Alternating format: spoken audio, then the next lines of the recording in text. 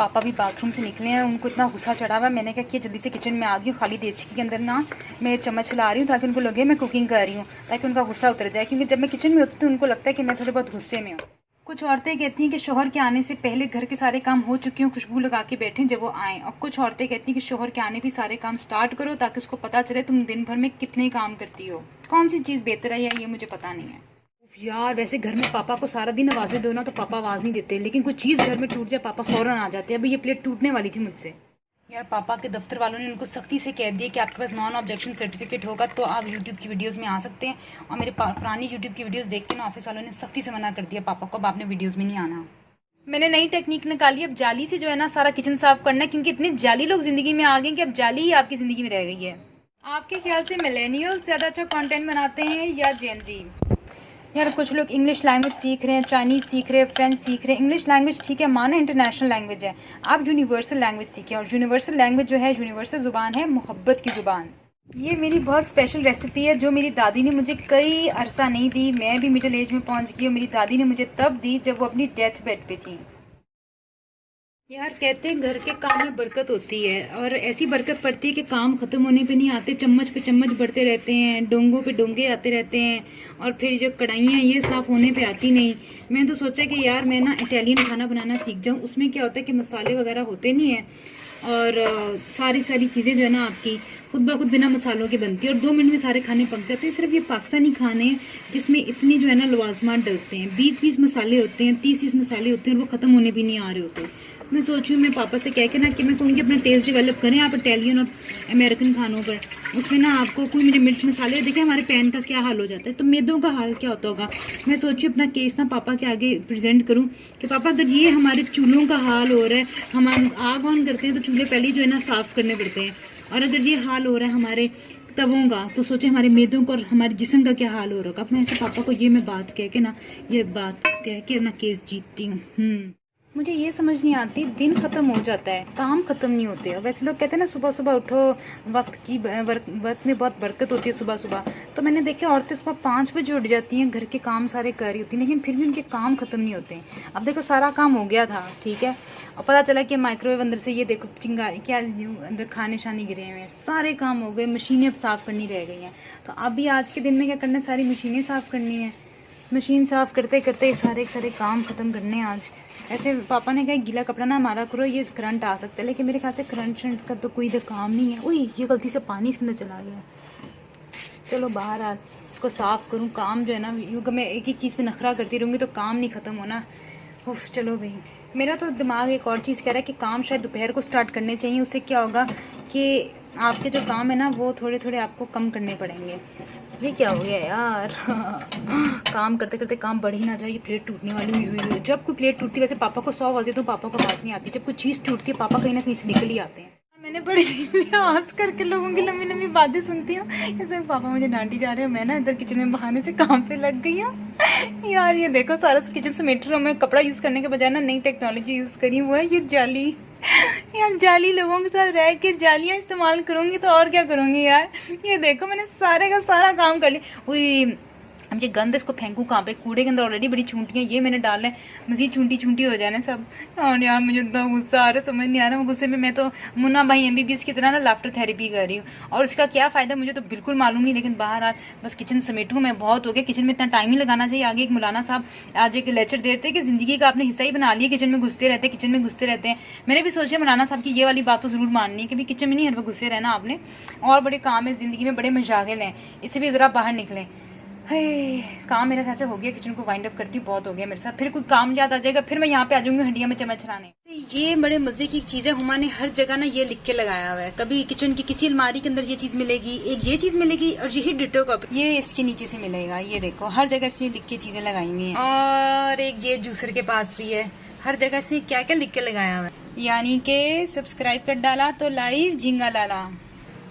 ऐसे एक बात है, अजीबो गरीब किस्म की चाय बनी है, मुझे तो ना वो बैंड बाजा बारात की मूवी याद आ गई है कि जब अनुष्का शर्मा को जो है ना उसका जोश उतरता है ना, उसका मोहब्बत का भूत सवार हुआ होता है, वो उतरता है ना जब उसके सर से, तो उसको पता चल जाता है उसकी चाय कितनी गंदी बनी है। मतलब चाय इतनी कोई अजीबो गरीब बनाती थी वो, लेकिन इश्क की वजह से ना रणवीर को भी अच्छी चाय लगती थी उसकी, और अनुष्का को भी अपनी चाय बड़ी अच्छी लगती थी। लेकिन अब मुझे मेरे ख्याल से बिना इश्क का भूत मेरे ऊपर चढ़े, मुझे ना पहले से पता चल गया कि मेरी चाय में कुछ नुक्स है। वैसे मैंने नहीं बनाया, हुमा ने कोई हाथ पाँव मारे चाय के अंदर। या वैसे कहते हैं कि जानवर ना हमसे ज़्यादा इंटेलिजेंट होते हैं, वो बिना जीपीएस के पूरे हमारे घरों में किचन में घूम लेते हैं और कहाँ कहाँ चले जाते हैं। हम लोग जो इंसान है वो जीपीएस के बगैर अपने दोस्तों के घर तक नहीं जा सकते। यानी कि हमने कहीं जाना हो हमें सबसे पहले जीपीएस की ज़रूरत पड़ती है। तो इंसान ज़्यादा इंटेलिजेंट हुआ या जानवर? अभी पापा बाथरूम से आए हैं तो क्या हुआ है कि उनको सख्त गुस्सा चढ़ा हुआ सब पे। मैंने क्या किया, खाली देचकी लेके ना इसमें चम्मच छनाने लग गई हूँ ताकि पापा को लगे मैं किचन में काम कर रही हूँ। यार वो इतने गुस्से में, जब मुझे देखते ना मैं किचन में हूँ तो पता नहीं उनको ऐसा क्यों लगता है कि मैं गुस्से में हूँ, तो इसलिए ना मुझसे भी थोड़ा डरने लग जाते हैं। मतलब डरते नहीं है लेकिन वो उस टाइम मुझ पर गुस्सा नहीं निकालते। तो मैं भी नकली ना देचकी में हंडिया में चम्मच ला रही हूँ ताकि उनको लगे कि मैं कुकिंग कर रही हूँ। पता नहीं किस बात पर गुस्सा आया उनको, हो सकता है कि हुमा ने कोई ऐसी हरकत करती हो।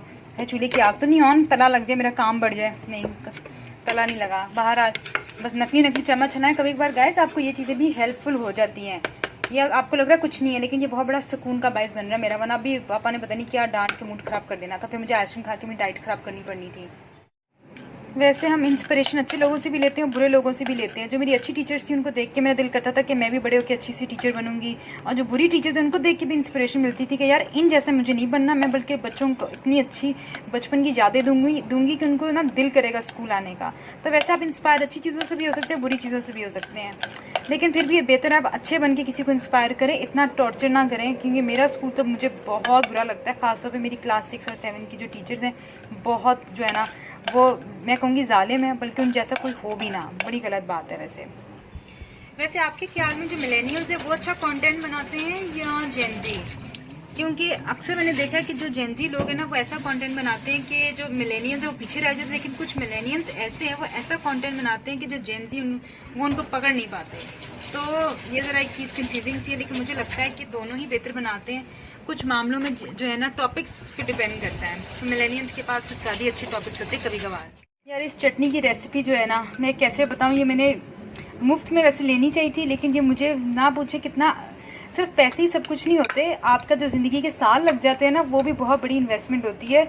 मेरी दादी ने मुझे तब रेसिपी दी थी जब वो बिल्कुल ही ज़िंदगी से अपनी उम्मीद छोड़ चुकी थी, तब उन्होंने मुझे ये रेसिपी दी थी।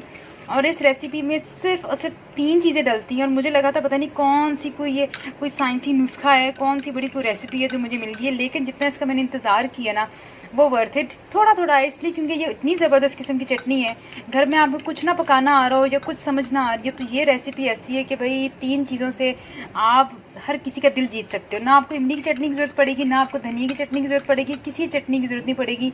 इस रेसिपी के साथ आपको इवन के इमली आलू बुखारी की चटनी की ज़रूरत नहीं पड़ेगी, जो होता है ना आमले की नहीं, वो आलू बुखारी की चटनी होती है, उसकी भी आपको ज़रूरत नहीं पड़ेगी, कोई हरी चटनी नहीं। बस ये 3 इंग्रेडिएंट्स के साथ ना अल्लाह मेरी दादी को जन्नत में जगह दे।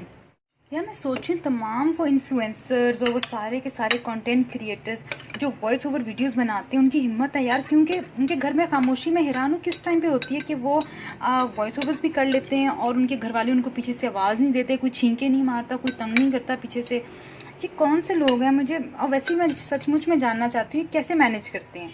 कोई अगर जानता है इस चीज़ के बारे में तो मुझे ज़रूर बताए। अगर इन्फ्लुएंसर नहीं भी है तो कोई टिप और ट्रिक दे दो कि घर में आप वॉइस ओवर वीडियोस कैसे बना सकते हैं। क्योंकि अक्सर जो है ना आप काम शाम कर रहे हो तो बोलने को दिल नहीं कर रहा होता, बाद में आप वॉइस ओवर आसानी से कर सकते हो, लेकिन बाद में जो है ना मुझे मौका नहीं मिलता।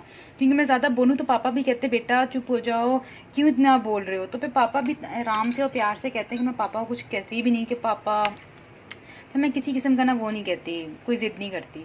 लेकिन ये कैसे मैनेज करते हैं मुझे कोई बता दे यार। चलो भैया अब ये दाल चावल हमारी हो गई है फाइनली रेडी, लेकिन मुझे लगता है अभी भी इसमें कुछ कमी है, मैं कुछ और डालना चाहती हूँ क्योंकि दाल मुझसे आसानी से खाई नहीं जा रही। मुझे तकरीबन 6ठा महीना हो गया दाल खाए हुए। मैं वैसे आपको एक साइकिल बताऊँ मर्दों की, आप कितना भी काम कर लो ना मर्दों को लगेगा कि आप सारा दिन फारिग बैठते हो। ये मेरी जो दोस्त है टीना, उसकी हुई है अभी शादी, तो उसकी बड़ी जो है ना नई नई शादी के अंदर हैपनिंग्स हो रही हैं। पहले वो कह रही थी यार क्या करूँ, मुझे तो कुछ आता नहीं है पकाना, तो अब कहती है उसने बैठ के जो है ना अपने शोहर के साथ बैठ के कुकिंग सीखती है। अब कुकिंग करती है ना जब वो, तो उसका शोहर भी उसकी कदर करता है कि यार ये देखो ये कुकिंग कर रही है, ये खाने पका रही है।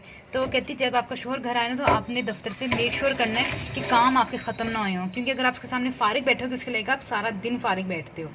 तो बेहतरीन चीज़ ये है कि शोहर के आने पे आपने घर के सारे काम शुरू करने हैं। पहले से आप काम करके घर में खुशबुएं लगा के बैठोगे तो वो कहेगा वाह सारा दिन महारानी साहिबा बैठी नहीं। ये जो है ना टीना मेरी दोस्त है, उसका ये जो है ना है। हालांकि कुछ लोग कहती हैं, कुछ औरतें जिनकी शादी को 25-20 साल हो गए हैं, 20-25 साल, वो कहती हैं शोहर आए तो सज धज के बैठो, सारे काम हो चुके हों, घर से अच्छी खुशबू आ रही हो। अब दोनों में से कौन सी चीज़ हकीकत है ये अल्लाह ही बेहतर जानता है। आज अजीबो गरीब सोच में मैं हूँ। अब ये कि बानो की बर्थडे आ गई है आज, और मुझे समझ नहीं आ रहा बानो को क्या गिफ्ट दूँ, क्योंकि बानो को कोई चीज़ हो ना वो ऐसी खुदगर्ज कहते हैं वैसे ऐसे, वो जो कोई भी तोहफा नहीं लेती। मगर आज उसकी सालगिरह है, बोलो कुछ भी दूँ ना इसको। मैंने इसको इंग्लिश की क्लासेस दी थी, उसका कोई ट्यूटोरियल, तो वो तो उसने चलो हैप्पी हैप्पी ले लिया, लेकिन अब वो कह रही है कि भाई उसको कोई तोहफा अगर किसी ने दिया तो अपनी बर्थडे नहीं मनाएगी। तो बानो जैसे भी लोग होते हैं, हाँ खुद मुख्तार कहते हैं शायद ऐसा को, खुद गर्ज नहीं कहते, सॉरी सॉरी सॉरी, खुददार कहते हैं भाई, खुददार।